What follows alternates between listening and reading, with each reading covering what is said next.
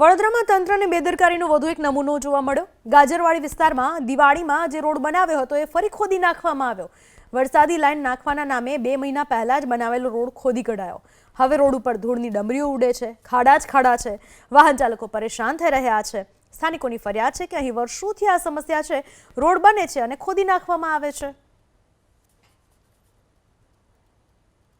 વડોદરાના ગાજરાવાડી વિસ્તારની અંદર દિવાળી ઉપર અહીંયા રોડ બનાવવામાં આવ્યો હતો। ગાજરાવાડી ટાંકીથી વિહાર ટોકીજ સુધીનો 2 કિલોમીટરનો રસ્તો બનાવાયો।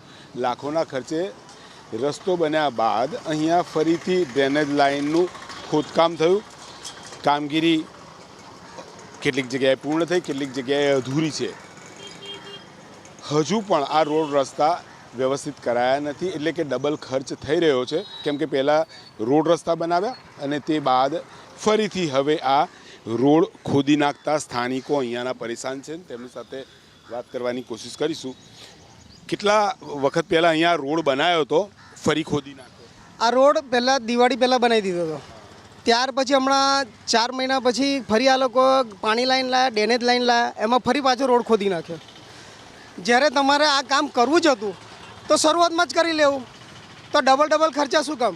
અને આ કોઈ બાપની પેઢી નહીં, આ સાહેબ સરકાર આપણે પબ્લિકના ટેક્સના રૂપિયા છે અને તમે આ રીતે વેડફો, એ પબ્લિક એનો હિસાબ માંગશે તમારી પાસે। પબ્લિકના જે ટેક્સના નાણાં છે, આપ જોઈ શકો છો, વાહન ચાલકો પણ પરેશાન છે, સ્થાનિકો પણ પરેશાન છે। જે રોડ બન્યો नहीं ये रोड बना उसके बाद क्यों ये ड्रेनेज के लिए इन लोगों ने खोदा? पहले वो काम करना चाहिए, बाद में रास्ता बनाना चाहिए। पहले ये गटर लाइन, पानी की लाइन जो डालना है सब डाल के फिर रोड बनाना चाहिए। मेरा कहने का मतलब इसमें पूरा ये सब गिट्टी डाल पूरा रोड मजबूत बनाया था। तो डबल खर्च होगा, पहले रोड बनाया, अब ये काम किया, फिर से रोड बनाएंगे। बहुत सारा खर्च हो जाएगा, बहुत डबल खर्चा होगा। हम तो कमिश्नर साहब के लिखित में रजूआत करेंगे।